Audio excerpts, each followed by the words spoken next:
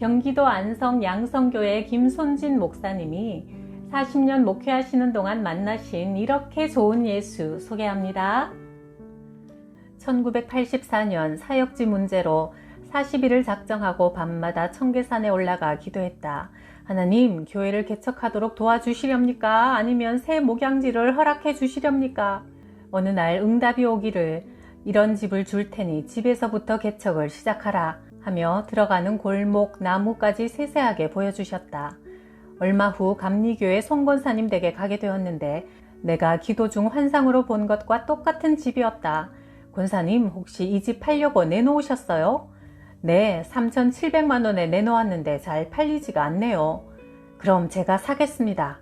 나는 전 재산 200만 원을 계약금으로 주고 첫 번째 중도금 1,000만 원은 열흘 후, 두 번째 중도금 1,000만 원은 또 열흘 후, 마지막 잔금까지 한 달 안에 다 주기로 계약했다. 계약을 마치고 나는 곧바로 다시 청계산으로 올라갔다. 하나님이 보여주신 대로 계약했어요. 나머지 돈을 안 주시면 저는 올 때 갈 데도 없습니다. 8월이라 갑자기 비가 억수같이 쏟아졌다. 천둥 번개가 쳐대자 산에서 기도하던 사람들이 기겁을 해서 막 뛰어내려갔다. 나는 혼자 남아 계속 기도하기로 마음먹었다. 비 맞고 기도하다 죽었다는 이야기는 아직 못 들었으니까 그냥 기도하자. 하나님께서 더 빨리 응답하시겠지. 새벽에 응답이 왔다. 외삼촌 집에 가면 첫 중도금을 줄 것이다. 나는 가뿐한 걸음으로 집으로 돌아와 남편에게 말했더니 믿기지 않는다는 표정으로 말했다. 우리 외삼촌이 손으로 여물을 썬다는 노랭인데다 철저한 불교 신자인데 무슨 소리야. 시어머니도 펄펄 뛰며 말렸다. 걔가 돈 1,000만 원을 마련해주면 내가 성을 안 쉬러 갈겠다. 걔는 서로 죽고 못 사는 사이라도 누구에게 뭘 주는 법이 없는 노랭이여. 가봤자 헛걸음이야. 헛걸음을 치든 말든 하나님께서 가라시면 가봐야지요. 하고 찾아가 사정을 이야기하자 외삼촌이 물었다. 도와주면 그 돈 언제 갚을 거요? 언제 갚을지 기한은 말씀 못 드리지만 되는 대로 빨리 갚을게요. 그럼 꼭 본전이라도 갚아라. 그러더니 그 길로 농협에 가서 돈 1,000만 원을 빼주었다. 하나님, 두 번째 중도금 안 주시면 이번에는 1,200만 원이나 떼이는 겁니다. 기도하자 이번 중도금은 작은아버지를 통해 줄 테니 그리로 가보아라 하셨다. 작은아버지는 처음에는 돈이 없다고 빼시다가 하나님이 돈 있다고 하시던데요. 이리로 가보라고 하셨어요 하자 1,000만 원을 해주셨다. 나머지 잔금 1,500만 원이 남은 채 약속날이 되었다. 오후 7시까지 소식이 없어 지금은 누구네 집으로 갈까요? 애가 달아 기도하고 있자니 어느 집사님이 아들이 교통사고를 당해 받은 보상금이 나왔다며 그중 일부를 헌금하겠다고 찾아왔다. 그리하여 3,700만 원을 무사히 다 치르고 기적같이 집을 마련했다. 실수가 없으시고 실현하지 않으시는 하나님께 정말 감사드렸다. 내가 신학교를 졸업하고 목회를 시작했지만 도무지 설교가 되지 않았다. 그래서 유명 목사님들의 설교를 종이에 베껴 적어 그냥 줄줄 읽어내려갔다. 그러자 어느 날 한 교인이 비웃었다. 전도사님, 그게 무슨 설교예요? 국어책 읽는 거지. 그러다가 어느 여름날엔 선풍기 바람에 설교 원고가 날아가서 강대상에서 내려와 그걸 줍는다고 야단법석을 하는 망신을 당하고 나니 도저히 이대로는 안 되겠다 싶었다. 1976년 강원도 철원에 있는 대한수도원에서 40일 금식을 작정하고 기도원에 도착해 방을 하나 달라고 하자 지금 감리교 어떤 권사님과 성결교회 사모님도 40일 금식을 하러 오셨어요. 마침 오늘 다 시작하는 날이니까 같은 방을 쓰세요 했다. 권사님은 50대였고 사모님은 40대였다. 한 보름쯤 되자 견딜 수 없을 만큼 힘들었다. 낮에 권사님이 회개바위에 올라가 기도하신다고 가셨는데 저녁이 되도록 영 소식이 없었다. 걱정이 되어 기도원 직원들이 찾아 나서니 회개바위 아래 한탄 강가에 떨어져 죽어있는 것을 발견했다. 그걸 보고 나니 기도원에 더 있을 수가 없어 교회로 돌아와 계속 금식하며 기도했다. 하나님 보셨지요? 40일 금식 기도는 생명을 건 기도입니다. 제게 말씀의 능력을 주시든지 아니면 저도 데려가십시오. 30일째 눈부시게 흰 옷을 입으신 예수님이 내게 다가오셔서 사랑하는 딸아, 네 입을 크게 벌려라 하셨다. 하나님의 말씀 66권 두루마리다. 이걸 네 입에 넣어줄 테니 꿀꺽 삼켜라. 이것만 삼키면 영원히 목마르지 않는 생명수가 네 뱃속에서 넘쳐날 것이다. 나는 너무나 좋아서 입을 한껏 크게 딱 벌렸다. 예수님이 두루마리를 내 입에 넣어주시자마자 두루마리는 사르르 녹으면서 목으로 꿀꺽 넘어갔다. 눈을 번쩍 뜨고 보니 꿈이었다. 방에 어머니가 계셔서 여쭤보았다. 조금 전에 흰옷 입고 오신 분 못 보셨어요? 난 못 봤다. 네가 꿈을 꿨나 보구나. 금방 뭘 먹여주고 가셨어요. 하나 더 얻어먹으려고 했는데 사라지셨네. 그 후 설교할 말씀이 계속 내 속에서 솟구쳐 흘러넘치고 강단에 서면 생각지도 못한 말씀이 폭포수같이 흘러나오는 신비한 체험을 날마다 했다. 주님께서 40일 금식을 하셨으니까 난 주님보다 한 끼 모자라는 금식을 해야 되겠다 하고 40일에서 한 끼 모자라는 금식으로 마쳤다. 그 주일 예배를 드리고 나자 교인들이 내 곁에 몰려와서 말했다. 오늘 전도사님 얼굴이 너무 빛이 나서 눈이 부셔 바라볼 수가 없었어요. 아, 그렇구나. 성령이 충만하니까 그렇게 빛이 났구나. 육신은 40일을 굶어 볼품없이 뼈만 남았지만 성도들이 은혜 받을 수 있도록 영광스러운 얼굴을 하나님께서 보여주셨구나. 1991년 은사집회를 시작하자 어느 교인이 귀신 들린 여자를 데려왔다. 몸을 부들부들 떨며 거품을 내뿜고 소동을 피웠다. 남편이 학교 교사였는데 교통사고로 갑자기 죽자 그 남편을 따라다니던 귀신이 남편의 형상으로 이 여자에게 들어와 괴로움을 주고 있었다. 너 어디서 들어왔어? 나는 이 여자의 남편 김충식이다. 내 아내를 너무 사랑하기 때문에 다른 남자에게 시집 못 가게 하려고 평생 같이 다닐 거야. 그때 김 권사가 예배에 늦게 들어오자 그 여자가 처음 보는 김 권사에게 말했다. 저녀는 교회만 오면 맨날 꾸벅꾸벅 졸면서 처먹을 때는 안 졸아. 오늘 낮에도 전년 사택에서 묵을 잔뜩 처먹고 와서 오늘도 졸 게 뻔해. 그 말이 다 맞았다. 사실 그 권사님은 교회만 오면 졸았고 또 그날 사택에서 메밀묵을 맛있게 먹고 갔었다. 그 모습을 보고 권사의 남편 조장로가 화가 나서 사탄아 예수의 이름으로 떠나가라 호통을 치자 이놈아 너나 물러가라. 저놈 교회 와서는 믿음 있는 척하지만 뒤에선 목사 험담 혼자 다 하고 돌아다녀. 앞에서만 아멘 아멘 하고 알랑거리고 뒤에서는 이중 성격을 가진 아주 몹쓸 놈이야. 귀신 들린 여자의 남편이 평소 술 담배를 몹시 즐겼다는데 이 여자한테서도 술 냄새 담배 냄새가 진동했다. 밤이 새도록 기도하고 찬송하고 실랑이를 벌이자 나는 요 위에 있는 망해암 절로 간다 하고는 새벽녘에 나가버렸다. 그녀는 지금 여전도회 회장으로 충성하고 있다. 마포교회는 무당터에 세워져서 사탄의 역사가 아주 심했다.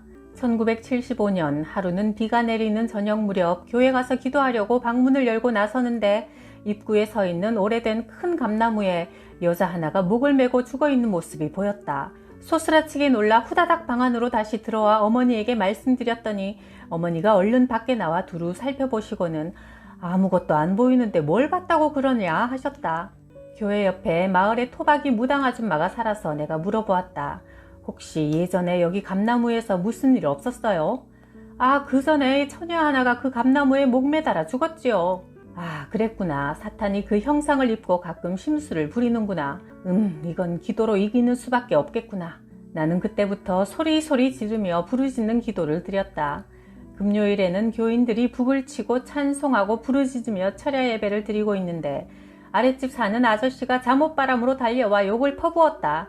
미친 것들이 맨날 떠들어대서 잠을 못 자겠네. 대장 전연 똥이나 싸고 되져버려라. 그러더니 얼마 후 그 아저씨가 연탄가스를 마셔서 똥을 있는 대로 싸고 사경을 헤매게 되고 말았다. 우리 교회에 와서 퍼부은 악담 그대로 자기에게 일어난 것이다. 그렇게 혼쭐이 난 후로 그 아저씨는 다시는 교회를 핍박하지 않았다.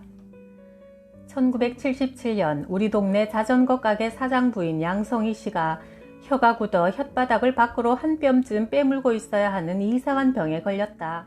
말도 못하고 먹지도 못했다. 혀가 입속으로 들어가야 뭘 받아먹든 할 텐데 빨대로 미음을 겨우 빨아먹는 둥 마는 둥 했다.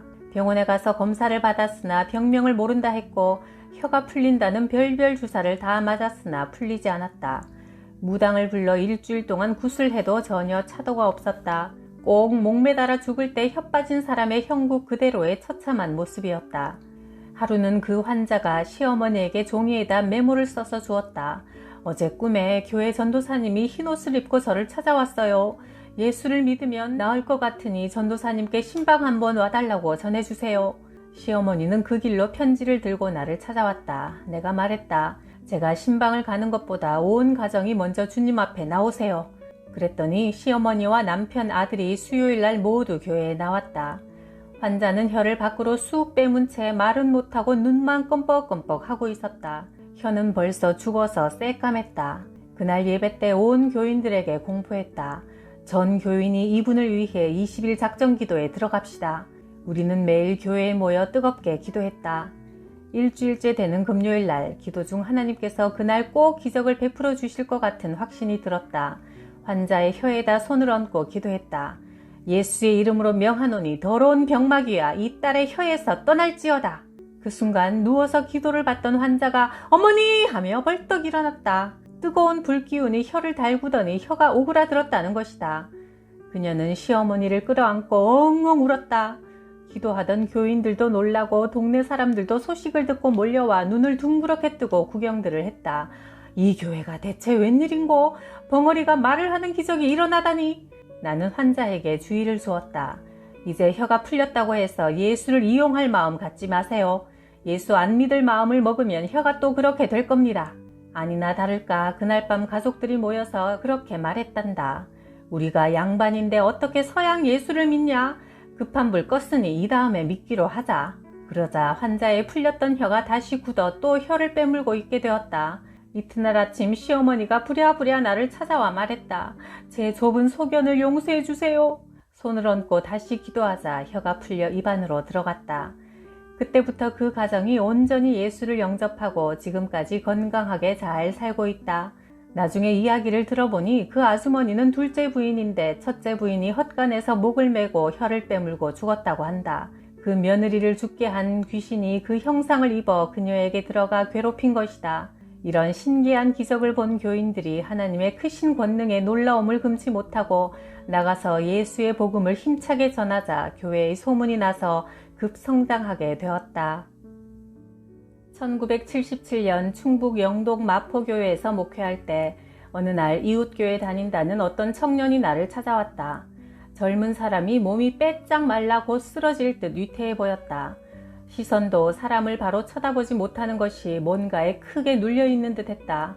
청년은 이렇게 말문을 열었다. 전도사님, 저 같은 사람도 용서받을 수 있을까요? 제가 서울에서 직장 생활을 하다가 신경성 노이로제로 직장을 그만두고 여기 내려와 휴양 중입니다. 잠도 잘 못 자고 먹지도 못해서 쓰러지기 직전에 갈급한 마음으로 이 교회 금요 집회에 참석했다가 은혜를 받고 용기를 내어 상담하러 온 겁니다. 제가 서울에서 직장 생활을 할 때 같은 직장에 근무하던 여직원이 저를 짝사랑했어요. 그런데 저는 그 여자가 싫고 부담이 됐어요. 여자가 자기와 결혼해달라고 목을 매는데 그게 소름 끼치도록 싫더라고요. 그래서 도저히 안 되겠다 싶어 하루는 한강에 나가서 이야기 좀 하자고 청했지요. 딱 부러지게 싫다고 얘기를 하는데도 여자가 계속 결혼하자며 손을 잡고 매달리길래 순간적으로 지긋지긋하고 화가 솟구쳐서 여자의 목을 잡고 서너 번 흔들었는데 여자가 픽 쓰러지길래 장난인 줄 알았어요. 일으켜 세우려고 보니 여자의 숨이 끊어져 있더라고요. 저는 너무나 놀라서 당황한 김에 여자를 한강물에 쳐넣고 도망쳐 와버렸습니다. 그 후 눈만 감으면 그 여자의 찡그린 마지막 표정이 떠올라 괴로워 살 수가 없어요. 여자의 집에서는 여자를 찾느라고 난리가 났지만 그때만 해도 법이 허술해서 수사는 흐지부지 끝나버렸고 회사 안에서도 우리 두 사람의 관계를 아무도 몰랐기 때문에 사건이 쉽게 종결되었어요. 여자의 어머니가 날마다 회사에 나와서 울며 불며 내 딸 못 봤냐고 묻고 다니니 제가 더 이상 견디지 못하고 회사에 사표를 내고 시골로 내려왔습니다. 8년 동안 이런 죄책감에 시달리니 저도 미쳐버릴 것 같아요. 저 같은 사람도 용서받을 수 있을까요? 그 기막힌 사연을 듣고 내가 말했다. 먼저 하나님 앞에 회개하세요. 그리고 그 어머니를 찾아가 사실대로 말하고 용서를 구하세요. 그렇게 결단할 때 하나님께서 은혜를 베푸실 겁니다.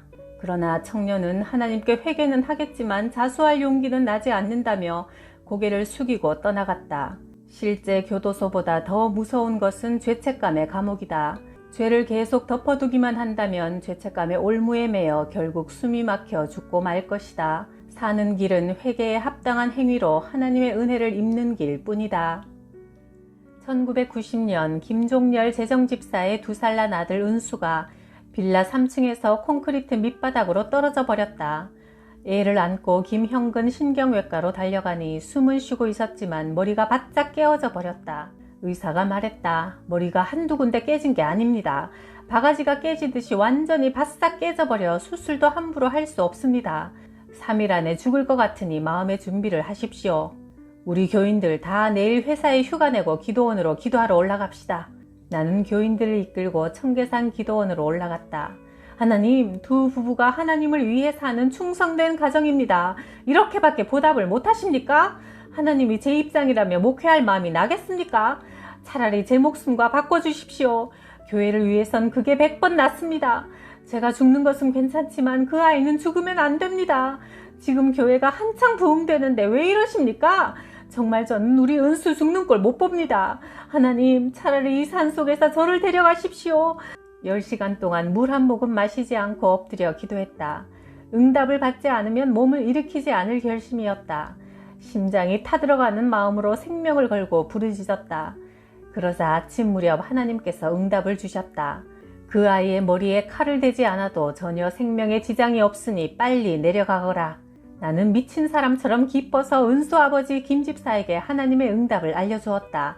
하나님께서 우리 은수 살려주신대요. 칼도 대지 말래요. 나는 은수의 머리를 안고 다시 안수하며 기도했다.